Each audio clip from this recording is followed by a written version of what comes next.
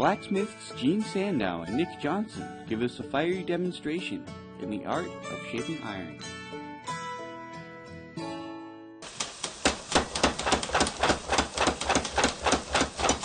I started blacksmithing. I had an idea that something about it inspired me. I like it. It's fulfilling to be able to create something out of straight iron that's got some beauty.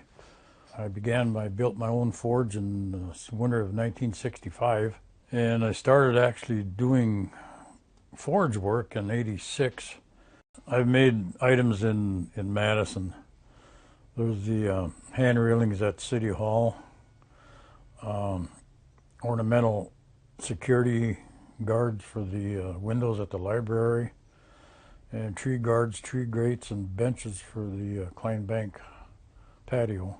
This is a sample piece. When I did the tree guards at the Klein Bank, I needed a specific length, and I do not know what that length will be to start out with a blank piece of iron. When you do this, and this, and this, that stretches the length. And you hammer this flat, that also stretches, but you put the curl in, that shortens it. So by doing the process of what would be the same as a finished pickets in them tree guards, I didn't even know a known length to start with, and what this length turned out with would determine what I start out with for the real stuff. People appreciate the one-of-a-kind item. There's nothing that can replicate it. Some may try, but it won't be the same. There's a quality built into it. And this can carry through because it's quality iron. It's quality workmanship.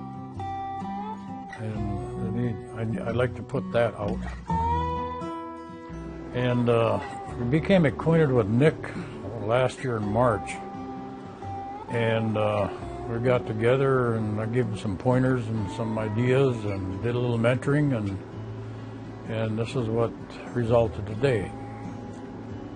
And he's well on his way with blacksmithing, and I'm glad that I can share it with somebody. There's a few years yet, and I may not be doing it, and there's somebody to carry on in this area. As long as I can remember, I have liked the idea of working metal, and especially when you get to stick it in a fire and hit it with a hammer. But I mean, since childhood. And I played with it off and on through the years, but then I bought a forge somewhere really cheap and thought I would use it to make some tools for some woodworking that I was doing.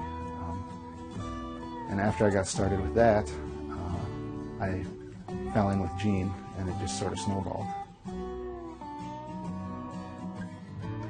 I am going to be making this little candle holder, which is based on one that was dug up in England, and it was dated at about the year 800 AD. So we're going to give it a shot. Start with a flat bar, 1/4 by 1 inch, into the fire. I think steel melts at about 3,000 degrees, and this fire will melt it if I'm not paying attention. All right, well, the first step is to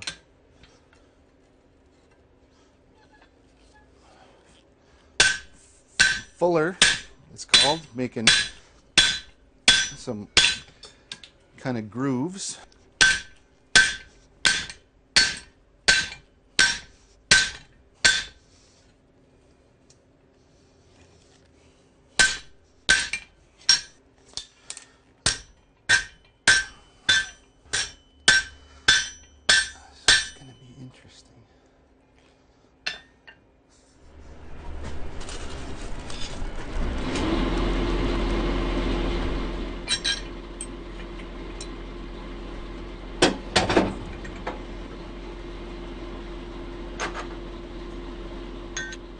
And then I use this to cut it off the bar that I started with.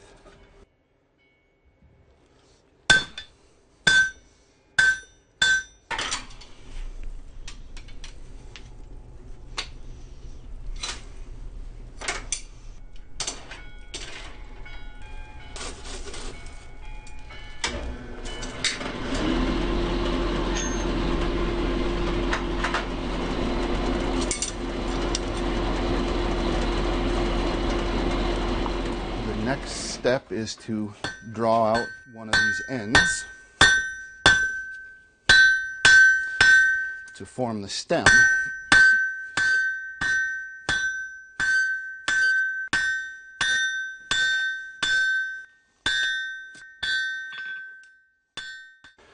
So right now it doesn't look any different than cold steel, but it's probably 1,000 degrees. I mean, if I dropped it on the mat here, it would smoke and flame and all sorts of good stuff, but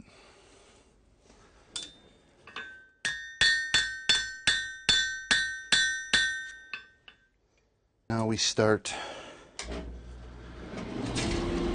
spreading out the top to make the socket.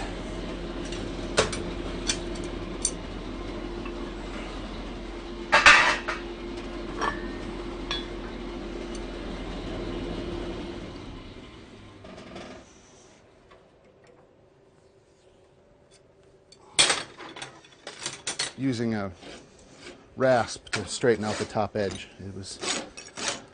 I'm not really sure why, just to clean it up a little, make it look a little more even.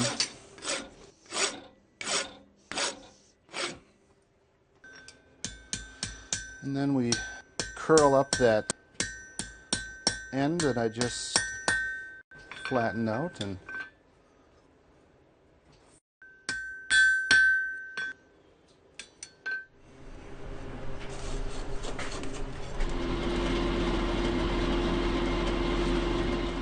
socket is pretty much finished there. So I take the wire brush and kind of scrub some of the loose scale off of it.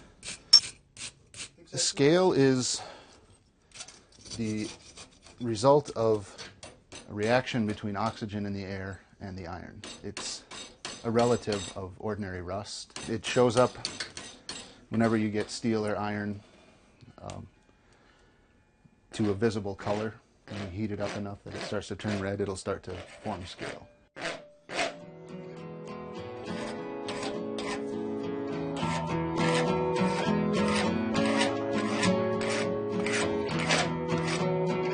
The last step here is to take this wrench and the vise and twist the stem to make that nice little spiral. Just a little decorative thing.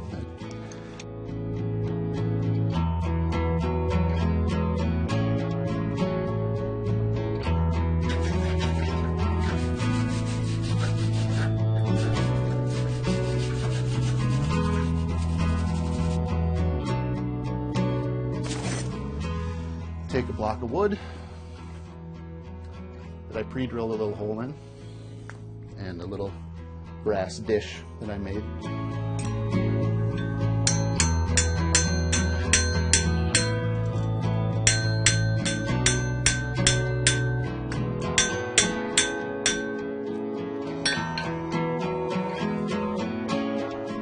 Then it's just a question of letting it cool and putting some sort of clear finish on it to keep it from rusting, because otherwise it will rust.